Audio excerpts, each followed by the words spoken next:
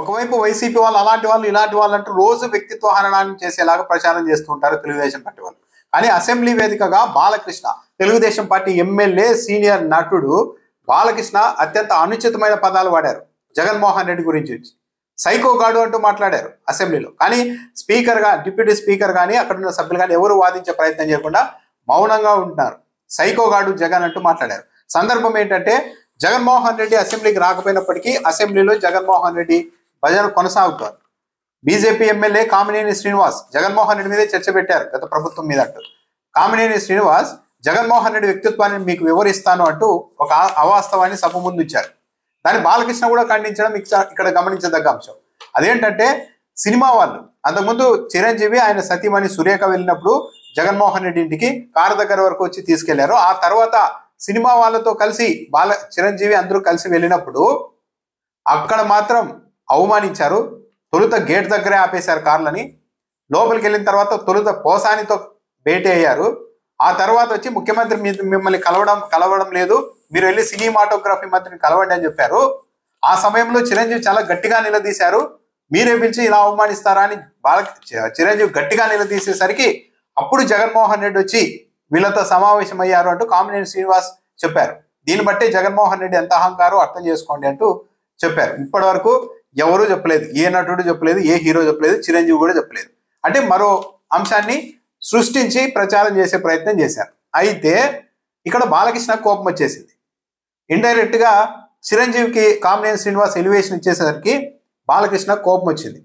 చిరంజీవి ముఖ్యమంత్రిగా ఉన్నప్పుడు జగన్మోహన్ రెడ్డిని గట్టిగా నిలదీసేసరికి బయటకు వచ్చేసారు, జగన్మోహన్ రెడ్డి వచ్చి భేటీ అయ్యారు అని చిరంజీవి గట్టిగా మాట్లాడారన్నట్టు ఎలివేషన్ ఇవ్వడాన్ని బాలకృష్ణ తట్టుకోలేకపోయారు. వెంటనే లేచి ఆ సైకో గాడిని జగన్మోహన్ రెడ్డిని ఉద్దేశించి ఆ సైకో గాడిని కలిసేందుకు ఈ సినిమా వాళ్ళంతా వెళ్ళినప్పుడు చిరంజీవి ఏదో గట్టిగా అడిగితే, గట్టిగా మాట్లాడితే జగన్మోహన్ రెడ్డి బయటకు వచ్చారని కామినేని చెప్తున్నారు. అది అబద్ధం. ఆ రోజు ఎవరు గట్టిగా మాట్లాడలేదు, చిరంజీవి గట్టిగా మాట్లాడారన్నది పూర్తిగా అవాస్తవం అని చెప్పేశారు బాలకృష్ణ. అంటే చిరంజీవికి అంత సినిమా లేదు అక్కడ అని బాలకృష్ణ ఇండైరెక్ట్ గా సభలో చెప్పేశారు. ఆయన గట్టిగా అడిగితే దిగొచ్చారు అప్పటి ముఖ్యమంత్రి అన్నది పూర్తిగా అవాస్తవం అని మాట్లాడేశారు. ఇంకో విషయం కూడా చెప్పారు బాలకృష్ణ. ఇటీవల నాకు కూడా ఆహ్వానం వచ్చింది, అయితే ఆహ్వానంలో నా పేరు 9వ పేరు పెట్టారు.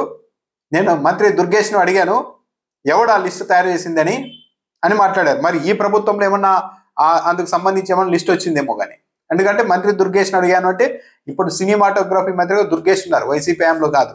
మరి ఈయన ఎందుకు అడిగారంటే ఇటీవల ఏమన్నా ముఖ్యమంత్రిని కానీ ఎవరినైనా కలవడానికి ఒక లిస్టు తయారు చేస్తే అందులో బాలకృష్ణ పేరు ఏమకనగా 9వ ప్లేస్లో పెడితే దానిపైన దుర్గేష్ను నిలదీశారా బాలకృష్ణ, ఎవడు ఆ పేరు నా పేరు 9వ ప్లేస్లో పెట్టింది అని నిలదీశారా? అయితే ఇక్కడ బాలకృష్ణ 2 తప్పులు చేశారు.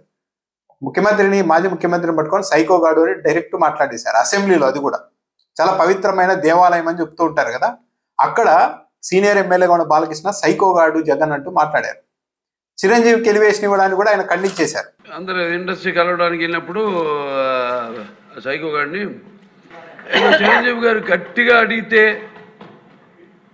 అప్పుడు ఈయన వచ్చాడంది అబద్ధం. గట్టిగా ఎవడు అడగలేదు అక్కడ. మీరు అన్నారు ఇందాక ఏదో గట్టిగా అడిగితే ఈయన వచ్చాడు మళ్ళీ కలవడానికి, లేకపోతే ఏదో సినిమాటోగ్రఫీ మినిస్టర్ కలవమన్నారు అని. అవి మిగతా ఓకే, అవమానించడం ఆయన ఓకే. ఏదో ఆయన పెద్ద గట్టిగా చెప్తే ఆయన దిగి వచ్చాడంట కలవడానికి, లేకపోతే సినిమాటోగ్రఫీ మినిస్టర్ కలవమన్నారంట.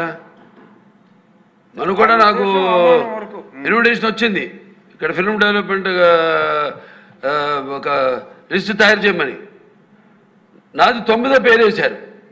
అది ఎవరో ఈయన నేను అడిగాను కూడా, దుర్గేష్ గారిని కూడా అడిగాను, గౌరవ సినిమాటోగ్రఫీ మంత్రి ఎవడో వేసిందని 9వ పేరు వేశారు. ఇదే అదేదో గట్టిగా ఎవడు అడిగాడు, గట్టిగా అడిగితే పంపించారు లోపలికి, వచ్చాడు ఈడు కలవడానికి. బాలకృష్ణ చేసిన వ్యాఖ్యలపైన వైఎస్ఆర్ కాంగ్రెస్ పార్టీ కూడా తీవ్రంగా స్పందించింది. జూబూడి ప్రభాకర్ దీనిపైన ప్రెస్ మీట్ పెట్టారు. వైఎస్ఆర్ వల్ల నువ్వు బతికిపోయావు, మీ ఇంట్లో కాల్పులు జరిగినప్పుడు నీ మెంటల్ కండిషన్ ఏంది, ఒక మెంటల్ సర్టిఫికేట్ తెచ్చుకొని బతికావు. ఆ రోజు మీ సోదరులు అంతా ఎంత బతిమలాడారు వైఎస్ఆర్ని. వైఎస్ఆర్ కాస్త దయ ఉన్న వ్యక్తి కాబట్టి ఆ రోజు బతికిపోయావు. ఇప్పటికీ కూడా వైఎస్ రాజశేఖర రెడ్డి ఫోటోని నీ ఇంట్లో పెట్టుకోవాలి. ఆయన కుమారుడిని పట్టుకొని సైకో అంటావా నువ్వు, అని కూడా ఇచ్చారు. ఇలాంటి పనికిమాలిన బ్యాచ్ అంతా హీరోలు అవ్వడం రాష్ట్రానికి దురదృష్టం అని కూడా జూపూడి ప్రభాకర్ వ్యాఖ్యానించారు. మీరు ప్రజాప్రతినిధులుగా పొరపాటున సభలోనికి వెళ్ళారు. 2 నిమిషాలు మిమ్మల్ని కదిలిస్తే మీ నోటి నుంచి ఎన్ని బూతులు వస్తాయో అందరికీ తెలుసు. బాలకృష్ణ ఇంకోసారి జగన్మోహన్ రెడ్డి గురించి మాట్లాడేటప్పుడు ఒళ్ళు దగ్గర పెట్టుకో, ఒళ్ళు జాగ్రత్త అని కూడా జూపూడి ప్రభాకర్ హెచ్చరించారు. అయితే అదేదో ప్రత్యేకంగా లైసెన్స్ ఇచ్చినట్టు బాలకృష్ణ గారి వ్యవహార శైలి ఉంటుంది. ఎందుకో అసెంబ్లీలో మాజీ ముఖ్యమంత్రిని పట్టుకొని సైకోగాడని అంత సింపుల్గా అనేశారంటే ఎంత అహంభావం ఉండాలి.